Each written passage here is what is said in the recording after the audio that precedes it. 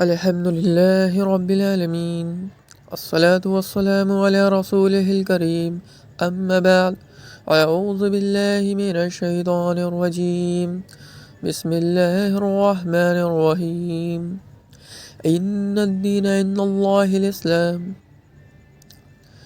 السلام علیکم ورحمۃ اللہ وبرکاتہ۔ اللہ آپ تمام کو خیر و عافیت سے رکھے اور ہم تمام کو اسلام پر جمائے رکھے، آمین۔ میرے دوستوں، دور حاضر میں جہالت اپنے چرم پر ہے، اپنی پیک پر ہے جہالت، اور اس جہالت کو ختم کرنے کے لیے سب سے بڑی جو چیز ہے وہ ہے علم حاصل کرنا۔ ایک انسان اپنی پوری زندگی اسلام پر عمل کرتا رہتا ہے، نماز پڑھتا رہتا ہے، روزے رکھتا رہتا ہے، اور اسے اس دین کا علم ہی نہیں ہوتا جس پر وہ عمل کر رہا ہے، کہ وہ دین چاہتا کیا ہے، کہہ کیا رہا ہے۔ اکثر لوگ اسلام سیکھنے نکل پڑتے ہیں، لیکن انہیں اس بات کا علم ہی نہیں ہوتا کہ اسلام سیکھنا کیسے چاہیے۔ اسلام کو سیکھنے سے پہلے ہمیں یہ سیکھنا ہے کہ اسلام کو سیکھتے کیسے ہیں، ورنہ ویسا ہی حال ہوگا جیسا کہ آج کل اکثریت کا ہے۔ میرے پیچھے والی گلی میں ایک شخص رہتے ہیں، ان کی عمر قریب 65 یا 70 سال کے آس پاس ہوگی۔ ایک بار میں نے اپنے 2 دوستوں کو ان کے پاس بھیجا اور یہ پوچھنے کے لیے بھیجا کہ کیا ان کو کلمہ لا الہ الا اللہ کا مطلب پتہ ہے۔ تو جب وہ گئے اور ان سے پوچھا تو انہوں نے بتایا کہ ہاں، لا الہ الا اللہ کا مطلب ہوتا ہے اللہ ایک ہے۔ یہ بالکل غلط ہے۔ لا الہ الا اللہ کا مطلب ہوتا ہے اللہ کے سوا کوئی معبود نہیں ہے۔ لیکن ان کی جو 65 سال 70 سال کی زندگی نہ جانے کہاں نکل گئی، کچھ پتہ نہیں، کچھ بھی نہیں پتہ۔ اسی کو جہالت کہتے ہیں، اور اسی جہالت کو ختم کرنا فرض ہے۔ علم حاصل کرنا ہر بالغ مرد اور مسلمان پر فرض ہے۔ اکثر لوگ علم حاصل کرنے کے لیے مسجد میں جاتے ہیں، مدرسے میں جاتے ہیں اور داخلہ لیتے ہیں، لیکن وہاں پر بھی جا کر ان کو یہ بتایا ہی نہیں جاتا، اکثر مدرسے اور اکثر مساجد کی بات کر رہا ہوں، ان کو یہ بتایا ہی نہیں جاتا کہ اسلام کا علم حاصل کیسے کرتے ہیں، اسلام کو سمجھتے کیسے ہیں، سیکھتے کیسے ہیں۔ یاد رکھیے، اسلام کو سیکھنا اور سمجھنا دیکھا جائے تو بڑا ہی آسان ہے۔ اسلام کو سیکھنے سے پہلے ہمیں یہ سیکھنا ہے کہ اسلام کو سیکھتے کیسے ہیں۔ تو اس کا جواب ہے قرآن، سنت اور منہج سلف۔ بس یہ 3 چیز ہیں، ان 3 چیزوں سے آپ اسلام کو سمجھ جائیں گے انشاءاللہ۔ کسی بھی چوتھی چیز کی آپ کو ضرورت ہوگی ہی نہیں۔ آپ بس قرآن کو سمجھیں، حدیث کو سمجھیں، اور قرآن اور حدیث کو منہج سلف پر سمجھیں۔ آیت پڑھیں تو اس کی تفسیر میں یہ دیکھیں کہ سلف صالحین نے اس کا کیا مطلب لیا ہے۔ جب آپ کوئی حدیث پڑھیں تو یہ دیکھیں کہ سلف صالحین نے اس کا کیا مطلب لیا ہے، اور سلف صالحین کا مطلب ہی اصل مطلب ہوتا ہے، ٹھیک ہے۔ یہ جو ان کے بعد آنے والے لوگ تھے نا، جن کو خلف کہتے ہیں، تو یاد رکھیے خلف میں بہت ساری بگاڑ آ چکی تھی، بہت ساری بگاڑ۔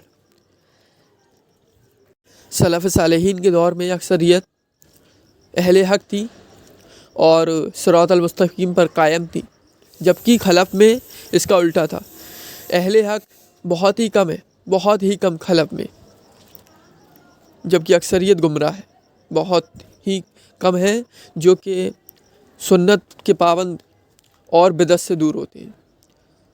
یہ میں ان کی بتا رہا ہوں جو کہ سلف کے بعد آئے خلف۔ ہمارا زمانہ تو چھوڑ دیجئے، آج کل تو جو مولوی ہیں ان کی اکثریت بالکل ہی لا علم ہے، بالکل ہی لا علم۔ بڑے بڑے مولویوں کو اسلام کی تعریف نہیں پتہ، توحید کی تعریف نہیں پتہ۔ جب ان کو خود نہیں پتہ تو وہ دوسرے کو کیا بتائیں گے؟ کچھ بھی نہیں بتا سکتے، وہ یقین مانو کچھ بھی نہیں بتا سکتے۔ ان کو صرف فرقہ واریت آتی ہے، فرقہ واریت پھیلاتے ہیں یہ لوگ، اسلام نہیں پھیلا رہے۔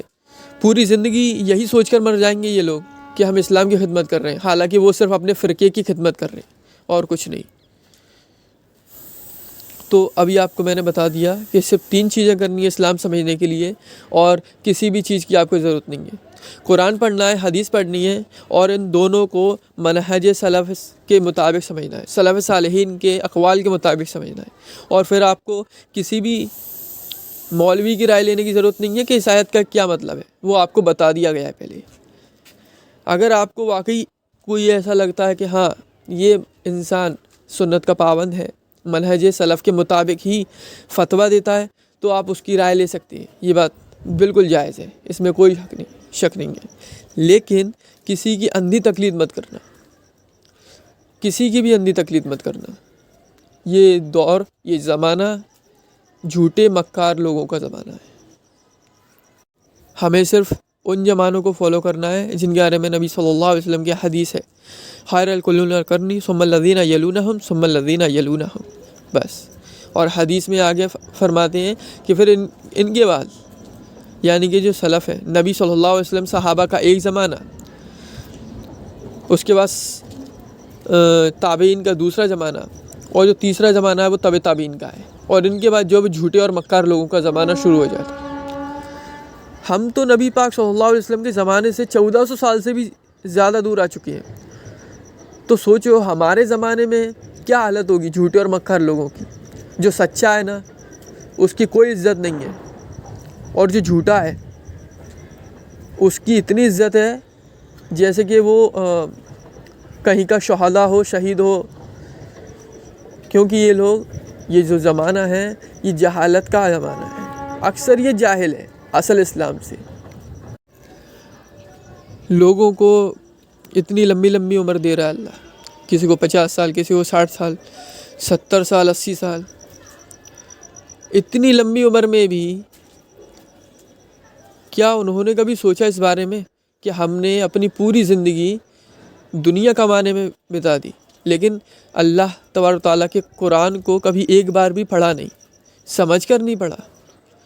سوچو اگر اللہ تبارک و تعالیٰ تم سے یہی سوال کر لے کہ میں نے تمہیں 70 سال کی زندگی دی، کیا تم نے ایک بار بھی اس میں قرآن کو سمجھا، قرآن کو پڑھا؟ تو کیا جواب ہوگا ہمارے پاس؟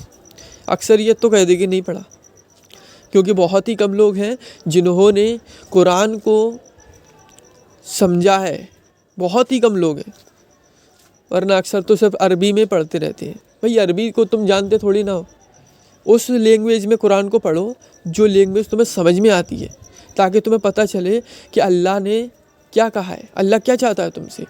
پوری زندگی ہو جائے گی تم کو یہی نہیں پتہ چل پائے گا کہ اللہ چاہتا کیا ہے، کیا فائدہ ہے ایسی زندگی کا جب تمہیں یہی نہیں پتہ چلے کہ تمہارا معبود تم سے چاہتا کیا ہے۔